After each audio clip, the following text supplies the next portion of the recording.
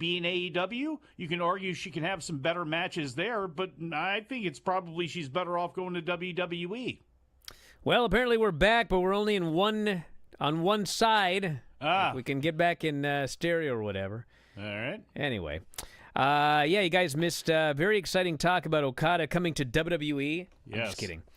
But now, since our lovely video subscribers are back, I could talk about the ratings. Are we back on? I know they love that more than anything else. SmackDown, 2.044 million viewers, which is lowest viewership for a Fox show since August 26th, 0.59, down 4.8%. Had a very, very strong competition. College football's Pac-12 averaged 7 million viewers and a 1.72 in 18 to 49. But the one thing about SmackDown that we have to talk about is Randy Orton.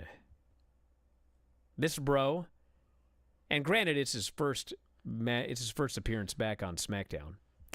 But when he came out for that main event segment, where he was going to announce whether he was signing with SmackDown or Raw, they added 300,000 viewers for his return.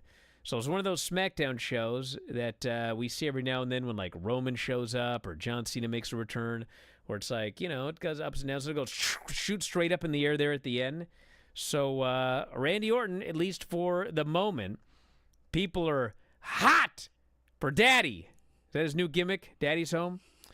So anyway, he boosted that rating big time. Possible future Hall of Famer Randy Orton?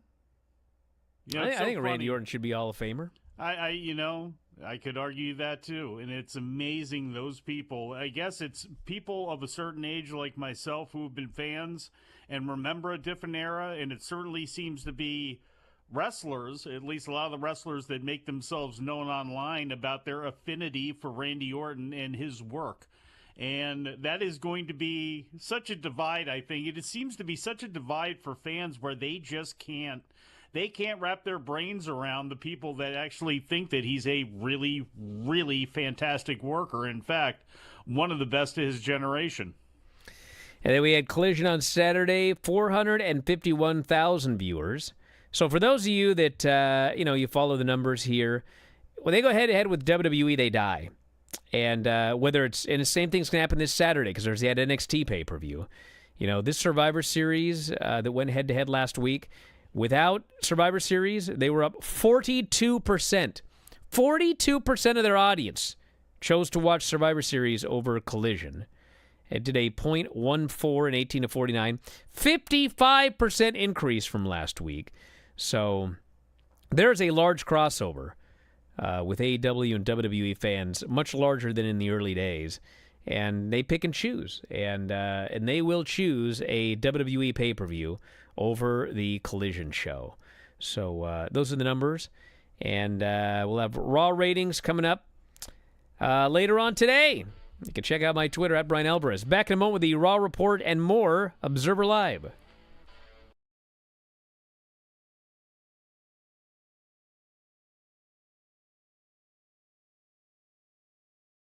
Years of my career, I was discredited because of my age and the amount of time I spent in the sport. But I think there's a vast group of people that are wrestling fans that have no idea that when I was on the independent circuit, I was driving 12 hours, 4 times a week to wrestle in front of 20 people with 20 freaking teeth combined. And I earned my spot. And sure, it might not have taken me as long as some of the guys that were sunning me that were, let's be honest, never was 30-milers. But I earned my spot. I don't care that I'm 27. I've been doing this now for almost 10 years, and while it might have only been 10 years, I study this sport ad nauseum, and I respect this sport so much. I won't say more than anybody else, because when you look at the show tonight, you know that this locker room respects the sport. But the reason that I did that is because I faced that adversity so much, not just from wrestlers, but from fans, because they're like, oh, this kid's a little, I am young. I absolutely am young. But I study this sport ad nauseum, I like to believe I understand this sport, and it is my goal to go down not just as the greatest AEW world champion of all time, but it's my goal to go down as one of the greatest wrestlers of all time. And to top it off, one of the Creative Pro Wrestling students contacted me and said that a guy on an independent card he was with was bullying him and saying, "What do you know? Who are you? I've been doing this for 20 years. Yeah, you've been doing it for 20 years in a gym, you fucking dick. How about cut that kid some slack and don't bully him?" And also, by the way, the guy's like a 30-miler, like literally only wrestles once every like 4 months, but pretends he was a veteran. I'm not going to name names. The bottom line is this. Not just this sport, but in every line of work, I feel like ageism isn't just for elderly, it's also for young people. There are a lot of young journalists in this room that I am very positive face a lot of bullshit because they go, "Well, what do you know? How long have you been a journalist?" Fuck you. How long was Michael Jordan in the NBA before he was one of the greatest fucking basketball players of all time? How long was Maxwell Jacob Friedman on national television before he was one of the best professional wrestlers of all time? That is my goal. That is what I strive for. That's why I made that tweet. Sorry for the really long rant.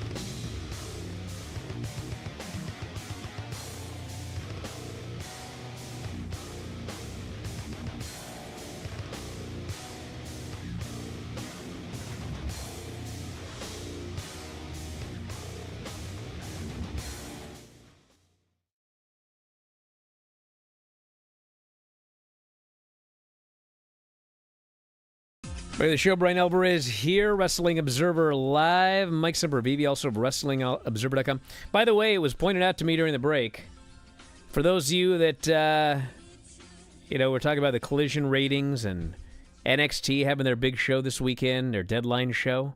Keep in mind, this is also a taped Collision. So if you're tuning in for, like, the tournament or whatever, I mean, the spoilers will have been out for days. So my guess is this Collision is also going to die this weekend. Well, guess what? You can't blame this week. What's that? No college football this Saturday with the exception of the Army versus Navy game. This is it until the bowl season kicks in.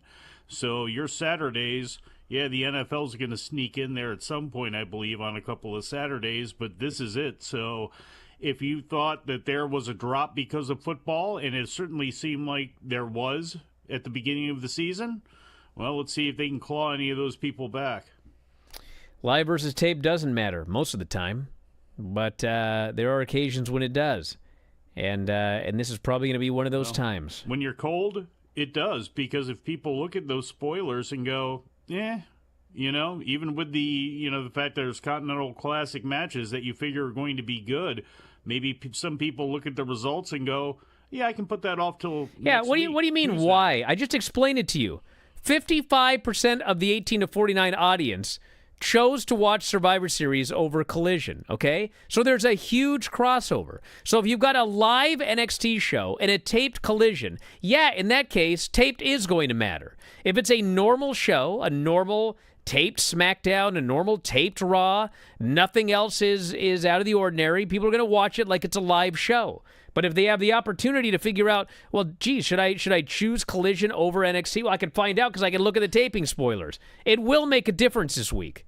I don't know. Everyone has to. What's with everyone having to deal in absolutes? This guy, the fact of the matter, is trying to give you the fact of the matter. The fact of the matter. I got a fact of the matter for you. Now. Yes. Well, let's move on. Wait a second. Is NXT on Saturday? Yes. Oh, yeah, I forgot about that again. I've only been talking about it nonstop throughout this show. You told me about it yesterday, and I just keep putting it out of my mind. I really do, so I don't know. I don't know about this lockdown thing. Lockdown? Whatever the hell it is. Deadline. But what's the match called? The Iron Survivor Challenge. Iron Survivor Challenge. They were great last year. They were. Oh, revisionist history here. Expectations were so low that it ended up being better than it was. I don't know. I'm not feeling this, with the exception of you never feel nothing, brother. With the exception of it's been a hard life. With the exception of Dragunov and Baron Corbin, and even that's one-sided. As great as Baron Corbin has been, I just want to see Ilya punch him in the face. I mean, when it gets right down to it. So, well, you're gonna get Ilya punching Baron Corbin in the face. That match is gonna be great. I hope they sell me tonight on this go-home show. This better be fantastic. Hey, it's going to be a big show tonight. Do I got to run it over for the Raw thing here? We got Ilya and Baron Corbin face-to-face, which every segment they've done together has been great. We have 2 last chance qualifiers, Kiana, Roxanne, Fallon, and Thea in one, and Eddie Thorpe, Joe Coffey, and Tyler Bate in the other. I like that. We got, Otis, Chad, and Maxine versus Noam Dar, Oro, and Lash. You were salivating over that match yesterday. Now you're like, No, I didn't say that about that match. I'm entertained by the thought of that match. Yeah. And Andre Chase. I'm not excited for the pay-per-view. Okay. And tonight on NXT, Andre Chase has a special assembly regarding the allegations levied against Chase University. Gambling issues. More at 6. Someday I'm going to do whatever happens at 6 o'clock. I'll do that newscast someday. I'm spitting all over everything. Fat-ass envelope that was handed over. Don't say that word. What, fat? Now, let's talk about Raw. Well, hey, you cut me off there. I'm wondering. I'm trying to. You're using profanity. Massive wad of money that was handed over to Tony D'Angelo and Stax there at the meeting. I wonder if that came from Chase U. I wonder if we find that Well, out. Of course this is all tied in together. And then they're going to have to sell for the land. Is this? You're going back to your storyline with Kiana. Damn straight James I am. The thing over. Kiana is she gonna facilitate the sale of Chase U for the land? That's how Andre's gonna get his money to pay back the mobsters. It all ties together. And then Triple H and Shawn Michaels are gonna conspire to retire the Undertaker, but it's gonna backfire. That's their other secret plan. They gotta. Anyway, Drew came out for a promo. Somebody's getting a Big 12 title. Bro, I got 10 minutes to talk about this Raw show. Let's go. It shouldn't take long because it was just mostly great matches. We had Drew coming out for a promo, and then Sammy's music hit. And Sammy pointed out that, you know what? We both got screwed by the bloodline. We both lost our big chance. But you know what? I used that as motivation. I went on to main event WrestleMania. I went on to redeem myself in front of my family. What would your family think about what you're doing right now? So, of course, Drew's furious, demands a ref. We have Drew versus Sammy. They went through 2 commercial breaks. Excellent match. Sammy's awesome. This Drew character's the best thing on the show right now. And finally, Sammy, Drew's been doing the deal where, he's clearly a heel, but, he claims that, he's right about everything, which he is. I understand. But, he's actually a bad guy. So Sammy tweaks his knee, and the ref goes to check on Sammy, and this despicable Drew chop blocks him from behind, hits the Claymore, pins him.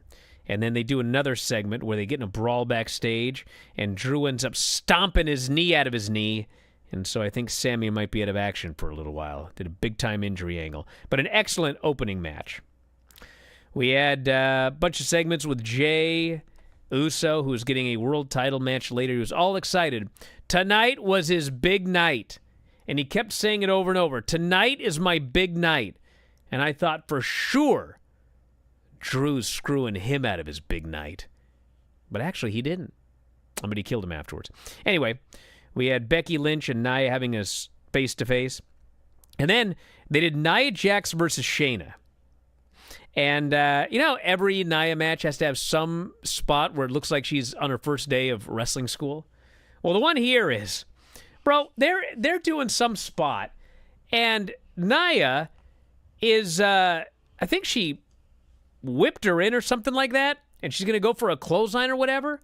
Okay, for those of you that have never wrestled, when you're going for a spot and you're going to try, the guy's going to duck a lariat or whatever, you need to get out of the way so the person can just run the ropes, okay? Nia, and this is, I swear to God, first day of wrestling school, Nia whips her in and stands right in the center of the ring. And so Shayna has to run at her and then run around her to keep running to hit the ropes on the other side. I'm dying, dude. Is this like a rib on me? Like, she can't possibly have, on purpose, stood right in the middle of the ring and made Shayna run around her. It's like every week they got to do something to make people angry. It's like some heat thing or something. So Nia squished her and pinned her.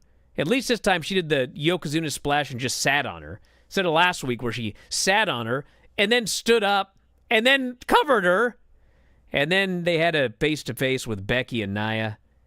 I can't tell you how long I've been waiting to see that match.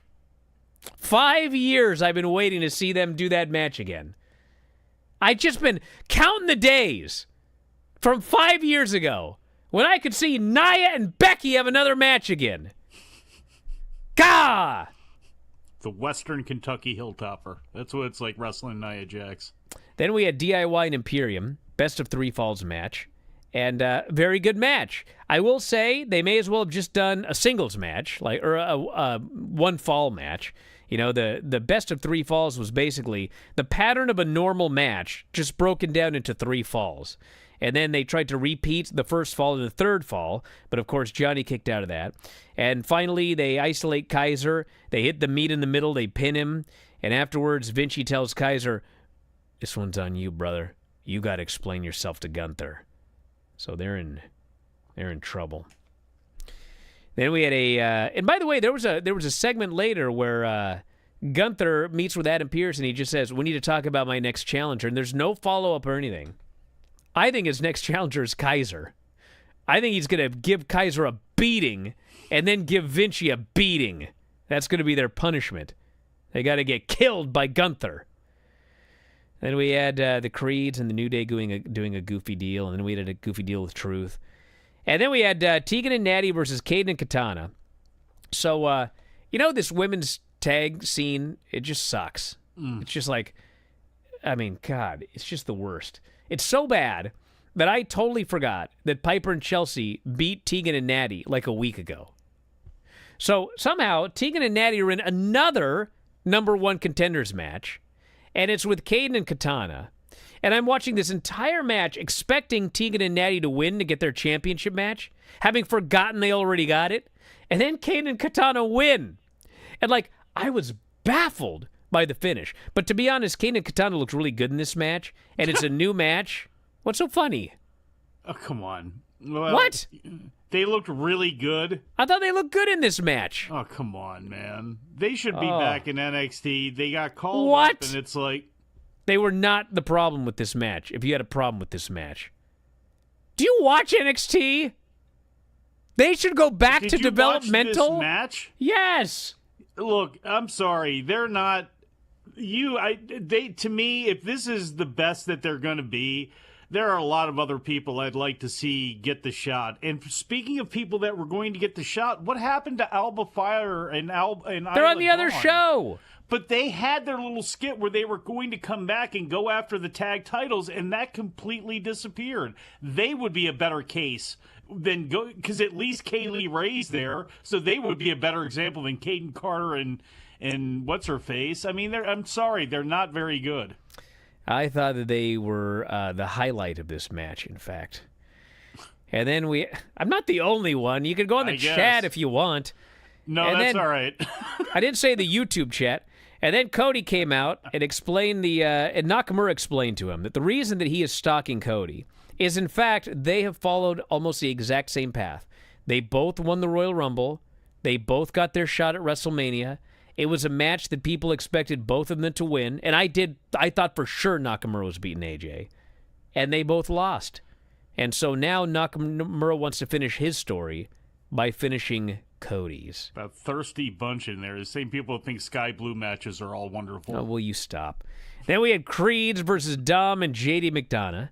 And they had a great showcase moment for Julius Creed where he did the overhead belly-to-belly kip-up, overhead belly-to-belly kip-up, overhead belly-to-belly kip-up. And finally, they hit the Brutus Ball, got the pin. And so Dom and JD put him over in the ring, and then later Pierce meets with him, and JD's going to make an excuse, but Dom goes, no, they're the real deal, and you guys better watch out. So they're going hard with these creeds. Good. I don't think they're winning the titles in their first championship match, but they will sooner rather than later. Good. By the way, CM Punk is on the show next week, and he will choose Raw or SmackDown, just like Randy Orton did when he chose SmackDown, so that's kind of a spoiler. And then the main event was Seth Rollins, Jey Uso for the world title. And again, they went through 2 commercial breaks. The last, probably, I think this went like 20 minutes or something like that. Last 10 minutes, excellent match. Holy shit chance. Oh, holy stuff chance. Dom, that's on the people. That's on the fans. Jay ended up, hitting a splash twice. And we got to go to a break. We got to put who 5 am I on kidding? it right now. Bye.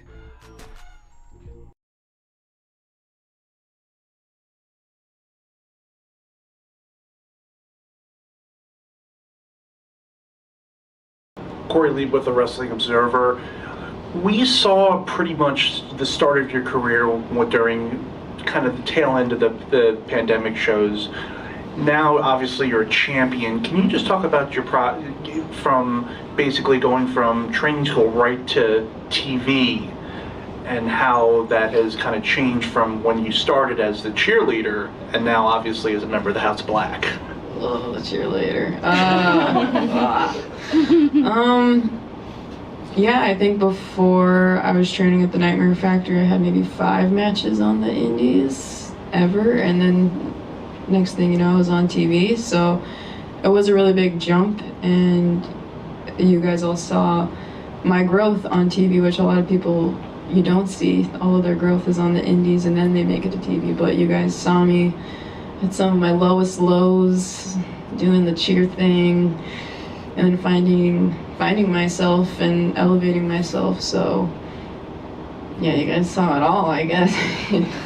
But I'm very proud of myself now, and I did always see myself going this path, and I can't believe I'm doing it this early on in my career. I told myself, oh, when I'm 26, I hope I'm on TV. And 22, winning a belt, man, I'm trying not too hard to think about it because it's just so crazy. Yeah.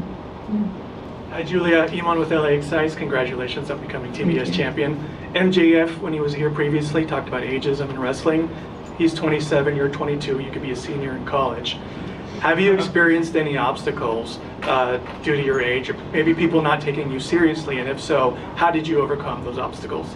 Yeah, I think being with the cheer gimmick, it was really hard to even take myself seriously, and I wasn't confident, and I always felt just like the little guy.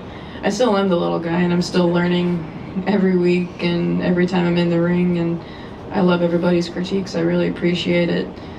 So, I mean, what was the question? Sorry. Have you had any challenges, maybe? Oh, yeah, I remember coming to the back after my matches as a cheerleader, and people would just be like, you'll get it eventually, like, it's okay. And I'm like, oh God, I don't know what I'm doing. I'm not confident in myself. I don't know what's happening. So I think it was just finding my darker side to really take it out of me. So now I come back from my matches and people are like, good job.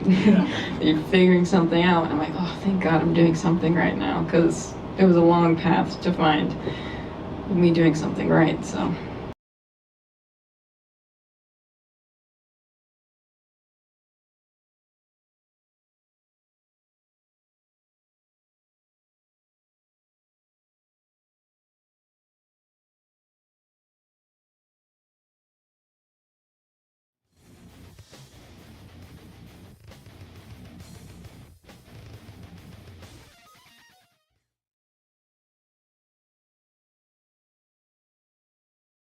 You know, Mike, this is half your fault. Oh, yeah, why's that? Because you just kept talking at the beginning of this segment, and so I had to rush through that Raw report, so I wasn't on my game. Don't pass the buck. And then Jim Valley is right. It's because of the fans. So it's fans. The fans' fault. It is a fan's fault. Yeah, like not, taking care of their DVRs, I guess. You know what I was doing? I was being a reporter. I was reporting the wrestling news. I was reporting that the fans chanted, then Jay went for another spear, and then got caught in mid-move with a pedigree, and then hit the stomp and pinned him. Wait a second. What was that word you said again there? The fan said, "You idiot! Are you deaf?" Anyway, this was a great Raw. Thank God, because this was a horrible show that I just did. Yeah, that's all right, though. It is, because you know what? Now the show tonight, the Bryan and Vinny show, with Granny and Craig and Sean, is going to be awesome. Because we're going to be reviewing... Take it all out on them. World Class is what we're reviewing tonight. It's going to be awesome. The what? You heard me. So that's coming up tonight for subscribers, WrestlingObserver.com. We're going to be reviewing World Class Championship Wrestling. The 4 shows leading up to that big Christmas show in 1982. Wow. So I think it's December 11, 82 is a show we're reviewing tonight. But that's going to be a lot of fun. All month, it'll be World Class. And then we're all going to go to the movie together. Isn't that going to be fun? I'm excited. There is I swear, there is a promo battle with Fritz Von Erich and Ric Flair on this show. That's one not to miss. Anyway. Hey, can it be my turn now to say some words? Yeah, go for it. I don't like that guy anyway. We'll talk to you next time. Wrestling Observer Live.